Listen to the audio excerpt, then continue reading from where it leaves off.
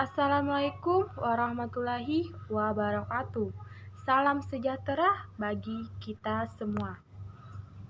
Perkenalkan, nama saya Yuli Sapitri, Program Studi Akuntansi Politeknik Negeri Tanah Laut. Di sini saya ingin mempresentasikan hasil makalah saya. Sebelum saya presentasi, saya ingin mengucapkan terima kasih kepada dosen pengampu, yaitu Ibu Mariatul Kiptia Esos MSI, karena telah memberikan kesempatan bagi saya untuk mempresentasikan hasil makalah saya yang bertema demokrasi dalam pemilu. Puji dan syukur saya panjatkan kehadirat Tuhan Yang Maha Esa, karena atas rahmat dan hidayahnya saya dapat menyelesaikan makalah ini. Adapun tujuan penulisan makalah ini untuk memenuhi tugas mata kuliah Pancasila. Adapun temanya yaitu demokrasi dalam pemilu.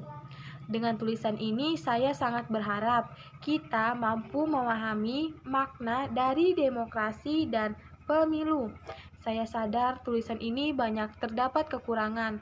Oleh karena itu, saya sangat mengharapkan kritik dan saran yang bersifat membangun agar bisa menjadi lebih baik lagi. Di sini ada daftar isinya. Langsung saja ke pembahasan. Jadi, yang pertama, saya ingin menjelaskan pengertian demokrasi secara singkat. Jadi, demokrasi itu berasal dari dua kata, yaitu demos dan kratein. Demos berarti rakyat dan kratein berarti pemerintah. Jadi, secara singkat, demokrasi adalah pemerintahan yang dilakukan dari rakyat, oleh rakyat, dan untuk rakyat. Adapun macam-macam budaya demokrasi. Di sini ada yang ditinjau dari cara penyaluran kehendak rakyat atau bentuk partisipasi rakyat. Ada 3. Yang pertama adalah demokrasi langsung. Demokrasi langsung ini bisa diartikan sebagai demokrasi yang melibatkan seluruh rakyat secara langsung dalam membicarakan atau menentukan suatu urusan negara. Yang kedua ada demokrasi tidak langsung. Demokrasi tidak langsung atau demokrasi perwakilan ini yaitu demokrasi dalam menyalurkan aspirasi rakyat melalui wakil-wakilnya yang ada dalam DPR. Yang ketiga, demokrasi campuran, yaitu sistem demokrasi gabungan antara demokrasi langsung dan demokrasi tidak langsung. Adapun prinsip-prinsip budaya demokrasi, yaitu prinsipnya secara umum adalah 1. Adanya jaminan sosial terhadap hak asasi manusia. Yang kedua, adanya persamaan kedudukan di depan hukum. Yang ketiga, adanya suatu pengakuan hak politik. Yang keempat adalah pengawasan atau kontrol terhadap pemerintah. Yang kelima, pemerintah berdasar konstitusi. Yang keenam, terdapat saran dan kritik rakyat mengenai kinerja pemerintah. Yang ketujuh atau yang terakhir, pemilihan umum bebas, jujur, dan adil. Adapun contoh budaya demokrasi yaitu ikut dalam pemilihan umum, ikut memilih kepala daerah, ikut dalam pembagian kekuasaan, kebebasan pers, kesejahteraan umum, menghargai perbedaan suku, agama, ras, dan golongan. Selanjutnya saya akan menjelaskan arti pemilu. Jadi, pemilu atau pemilihan umum itu adalah sarana pelaksanaan kedaulatan rakyat dalam Negara Kesatuan Republik Indonesia yang diatur berdasarkan Pancasila dan Undang-Undang Dasar 1945. Adapun pemilu di Indonesia diselenggarakan sebanyak 12 kali semenjak kemerdekaan hingga tahun 2019, yaitu pada tahun 1955, 1971, 1977, 1982, 1987, 1992, 1997, 1999, 2004, 2009, 2014, dan yang terakhir ini adalah 2019. Nah, selanjutnya saya akan menjelaskan hubungan antara pemilu dan demokrasi. Jadi, pemilu merupakan perwujudan nyata demokrasi dalam praktek bernegara masa kini, karena menjadi sarana utama bagi rakyat untuk menyatakan kedaulatan rakyat atas negara dan pemerintah. Pernyataan kedaulatan rakyat ini dapat diwujudkan dalam proses perlibatan masyarakat dalam menentukan siapa saja yang harus menjalankan atau mengatur pemerintahan negara.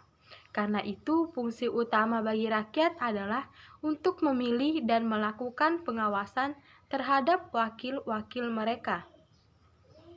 Pemilu sering disebut demokrasi, yang dilakukan sebuah negara melalui pemilu. Rakyat memunculkan para calon pemimpin dan menyaring calon-calon tersebut berdasarkan yang berlaku.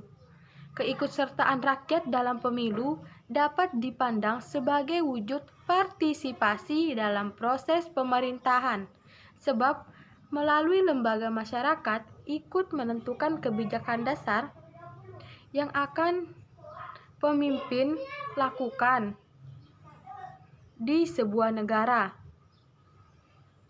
Pemilu menjadi tempat kunci terciptanya demokrasi. Demokrasi dalam sebuah negara hampir tidak terartikan tanpa pemilu, sehingga di setiap pemerintah suatu negara berhak melaksanakan pemilu dan selalu menginginkan pelaksanaannya benar-benar mencerminkan proses demokrasi. Pemilu merupakan sarana bagi rakyat untuk menentukan figur dan arah kemampuan negara dalam periode waktu tertentu. Dan yang paling penting di sini, pemilu merupakan peristiwa perhelatan rakyat yang paling akbar dan terjadi cuma 5 tahun sekali, dan hanya pada pemilu rakyat secara langsung tanpa terkecuali benar-benar menunjukkan keeksistensinya sebagai pemegang kedaulatan negara. Berdasarkan itulah bisa dikatakan bahwa pemilu sebagai wujud paling nyata dalam demokrasi. Di bab 3 ada kesimpulan, jadi dapat ditarik kesimpulannya. Dikatakan bahwa demokrasi adalah kedaulatan dari rakyat, oleh rakyat, dan untuk rakyat. Sedangkan pemilu adalah pemilihan umum suatu daerah berdasarkan jumlah voting terbanyak. Voting dilakukan oleh seluruh warga negara tanpa terkecuali. Dalam hal ini, warga negara sangat berperan aktif dalam menentukan bagaimana negara selanjutnya. Calon pemilu juga berasal dari rakyat, bukan berasal dari suatu pihak. Ini merupakan perwujudan pelaksanaan demokrasi di negara kita. Dan demokrasi merupakan bentuk atau mekanisme sistem pemerintahan suatu negara sebagai upaya mewujudkan kedaulatan rakyat atas negara untuk dijalankan oleh pemerintah tersebut. Indonesia telah menjalani beberapa demokrasi dari zaman Orde Lama, Orde Baru, Reformasi, dan akhirnya Indonesia menggunakan sistem demokrasi Pancasila. Pemilu adalah proses memilih orang-orang untuk mengisi jabatan-jabatan tertentu. Di Indonesia sudah 12 kali dilaksanakan pemilu sejak kemerdekaan hingga tahun 2019. Yang terakhir adalah saran. Pemilu sebagai wujud pelaksanaan demokrasi di Indonesia seharusnya menjadi hal penting dan sakral bagi setiap orang yang melaksanakannya. Tetapi seperti yang kita ketahui sekarang, walaupun pendidikan kewarganegaraan telah diberikan di jenjang sekolah dasar, tidak mendorong elit politik maupun masyarakat sendiri untuk bersifat luber jurdil. Kita memandang secara luas, tentu penyampaian sikap kewarganegaraan melalui jenjang sekolah dasar belum maksimal. karena masih banyak anak yang tidak sekolah. Meskipun perkembangan teknologi semakin canggih, segala informasi tercakup di dalamnya, namun tidak semua rakyat dapat mengenyam canggihnya teknologi, sehingga dapat dipastikan masih dibutuhkan komunikasi langsung kepada masyarakat itu sendiri. Dengan adanya otonomi daerah, pemerintah pusat dapat memberikan penyuluhan pada setiap daerah-daerah melalui pemerintah daerah yang disampaikan kepada perwakilan organisasi muda atau yang sering disebut Karang Taruna agar penyuluhan kepada masyarakat merata dan lebih maksimal. Dan kepada elit politik secara khusus, meskipun mereka lebih memahami makna demokrasi dan pelaksanaan pemilu, tidak mementingkan ambisi kekuasaan dan kepentingan golongan. Mengingat demokrasi sendiri adalah pemerintahan dari rakyat, oleh rakyat, dan untuk rakyat. Maka segala kebijakan politik harus mempertimbangkan suara rakyat dan tidak melibatkan moralitas kebudayaan bangsa. Sekian presentasi dari saya. Salah hilap mohon maaf. Wassalamualaikum warahmatullahi wabarakatuh.